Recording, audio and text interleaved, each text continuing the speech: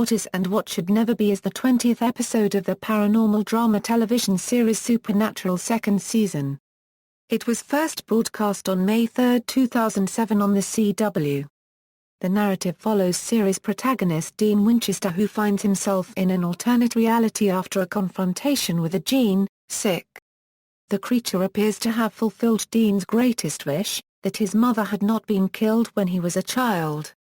Dean is happy in the new world until it becomes apparent that his previous work as a hunter of supernatural creatures has been undone. At this point, he rejects the alternate reality, and attempts to find a method to bring himself back. The episode was written by Raelle Tucker, and marked the directorial debut of series creator Eric Kripke. It featured the return of deceased characters Mary Winchester and Jessica Moore. Kripke enjoyed expanding upon the character of Mary, who was only briefly depicted in earlier episodes. The production schedule had to be altered to accommodate Palicki, who was simultaneously working on the TV series Friday Night Lights.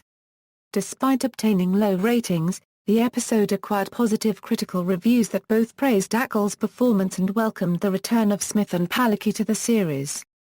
Tucker also received a Constellation Award for her work on the episode.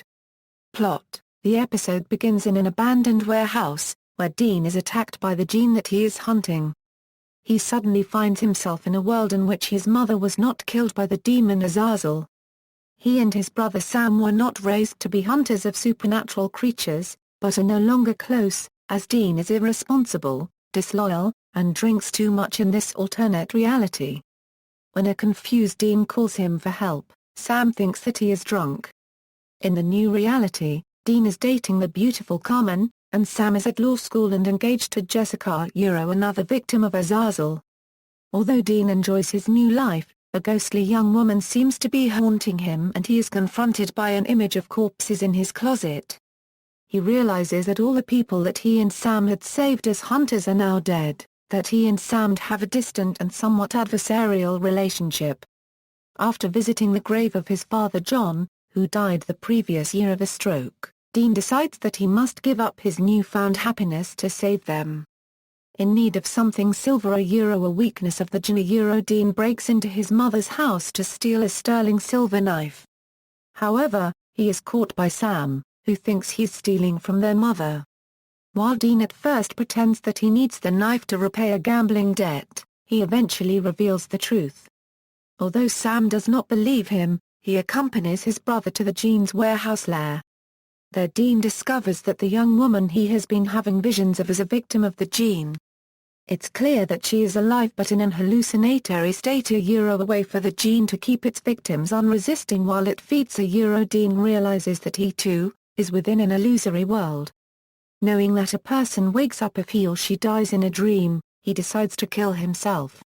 Carmen, Jessica, and his mother appear and try to talk him out of it.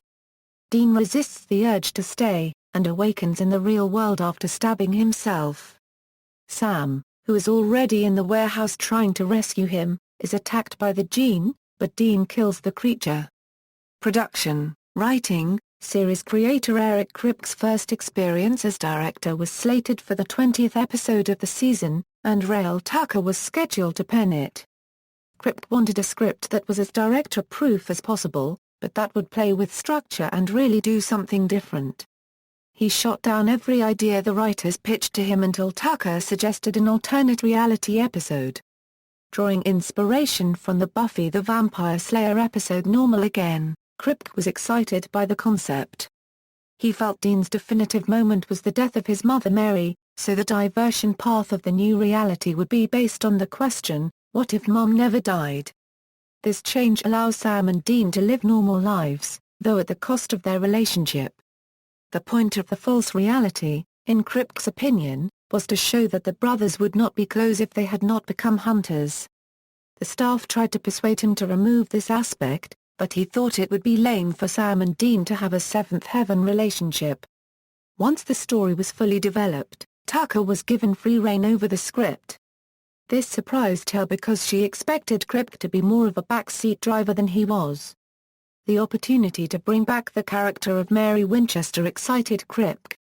though she is a driving force behind the brothers' quest to kill the demon Azazel and is referenced numerous times throughout the first 2 seasons, her 2 appearances in the series were very brief. The episode allowed the character to be expanded upon, depicting her as a really perfect and idyllic mother.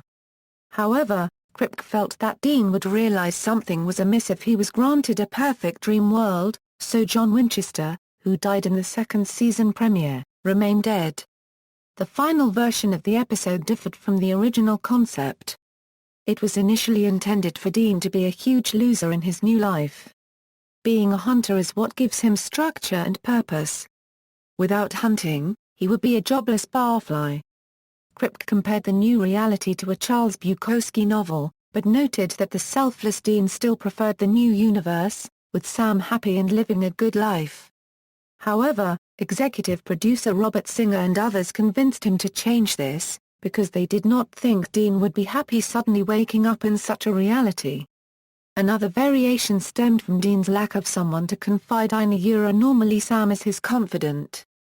Because the writers found it difficult to communicate Dean's feelings, early drafts of the script included a number of internal monologues. These were ultimately replaced by a scene in which he discusses the djinn with a professor. The studio wanted the scene of Dean and his girlfriend Carmen kissing on the sofa to include sex. However, Kripke could not work it into the script, because he found it unrealistic that she would deliberately be late for her job as a hospital nurse. Djinn. The writers wanted to use a wish to create the new reality, and chose a genie to facilitate it. The Islamic jinn. The origins of genie folklore became the episode's monster, but featured the bastardized Western conception of wish-granting to fit the episode. To avoid the typical portrayal of genies in popular culture such as those from Aladdin and I Dream of Jeannie they chose to create a logical twist on the lore by making the creature vampiric. Tucker originally intended for the creature's feeding method to be mystical. It would inhale its victim's life essence from his or her mouth. However, Kripke preferred to style it more like a horror movie, and had the djinn feed from a shunt in its victim's neck. The creature's appearance was inspired by an image of a woman with a henna tattooed back that Kripke found on the internet. He thought it would be intriguing to have the villain's entire body tattooed. The actor who portrayed the djinn Mackenzie Gray had a shaved head, so special effects makeup artist Toby Lindala only used a minor prosthetic to cover Gray's eyebrows. Lindala found the tattoos to be a particular challenge, because they were intricate designs. The production schedule could not accommodate the 6 hours needed to apply the makeup each day, so the actor was booked with the condition that the makeup not be removed for 4 days. Gray's personal life was affected by this, as people on the street were scared by his appearance. Lindala was surprised that Gray was able to keep the tattoos undamaged outside of filming. Principal photography for the episode took place in Vancouver, British Columbia. Kripke wanted Adrianne Palicki to reprise her role of Jessica Maria Sam's deceased girlfriend but she was busy filming for the Texas-based television series Friday Night Lights. Because Jessica was an integral aspect of the storyline, the production schedule was adjusted to accommodate the actress. The first 5 days of filming commenced for What Is and What Should Never Be, and production then shifted to All Hell Breaks Loose, Part 1 until Palicki became available for the final 3 days of filming. However, she was not present for filming of the episode's climax. Instead, the actress filmed her part in front of a blue screen, and was later digitally added into the scene. Because the series usually has a dark atmosphere, often consisting of sets with grime and a sense of danger, Kripke wanted there to be a contrast between the two worlds. Therefore, he requested that production designer Jerry Warneck build the most beautiful, warm, affectionate sets unregistered trademark they ever seen. Cinematographer Serge Ladisser also made the usual shadows and moody lighting more colorful and warm. Though it rained almost constantly through filming, perfect weather arose for filming of one of the main contrasting scenes Dean mowing the lawn. Kripke wanted it to appear too perfect to be real, and was able to film the sunny, beautiful scene. The creepy warehouse used as a lair by the djinn was a redesigned warehouse set from the television series Cull XY. One of the first directors Kripke had become acquainted with and learned from was David Nutter.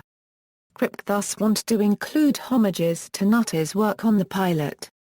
Some scenes of the new reality were meant to be recreations from the first episode. The crew attempted to match the camera angles, lighting, and music as much as possible. While Sam and Jessica sleeping together in bed was supposed to be an exact replica of a similar scene, the fight between the brothers differed. Because the new Sam is pretty much a wussy, Dean is able to take him down instantly. Tucker noted that it was also a sneaky way of hinting that the new reality was merely an illusion, as he is re-experiencing that moment from the pilot because his fantasy world is being generated by what he already knows and has lived. Many of the photos present throughout the Winchester home were photoshopped by graphic artist Mary Liu. Each one was discussed and refined, as Kripke felt they were important to show the new Winchester family history. Some pictures, such as Dean at the prom and Sam at graduation, were edited versions of photos from Ackles and Palicki's childhood. Music: the episode's synthesized orchestral score was written by Christopher Lennertz. As of production of the fourth season, the episode has been his favorite one to score. Lennertz used a solo bassoon for the emotional scenes in the alternate reality rather than the cello he normally uses for Sam and Dean's relationship. He noted that it set a very interesting lead tone for the episode. Following the series tradition, the episode also featured rock songs. Reception: in its original broadcast, What Is and What Should Never Be was viewed by an estimated 3.11 million viewers, one of the lowest ratings for the season. Conversely, writer Raelle Tucker won the Constellation Award for Best Overall 2007 Science Fiction Film or Television Script for her work on the episode, and the episode garnered positive reviews from critics. Tina Charles of TV Guide adored the episode, and considered it to be Jensen Ackles' best performance of the series. She experienced an emotional roller coaster the entire hour, finding Dean's monologue at his father's grave to be crashing, but the lawnmower scene to be hilarious. Likewise, Diana Sternbergen of IGN gave the episode a rating of 9.2 out of 10, praising the quick pace, heavy character development, and ton-and-a-half of angst. She too felt that Ackles hits the ball out of the park, and noted that the episode's humor stemmed from Ackles' willingness to be a big goofball. Actresses Samantha Smith and Adrianne Palicki were a treat, although Sternbergen would have liked Jeffrey Dean Morgan to return. Tom Burns of UGO deemed the episode as one of the strongest hours of Supernatural all season, feeling that the actors really stepped up their game and sold every moment. He also noted the unapologetically emotional Ackles, who wore his joy, sadness, and anxiety all over this face, but always kept things real and in character. Though Burns believed that Wish World stories have been overused in fiction, he felt that Ackles' hardcore acting chops allowed the episode to escape from mediocrity.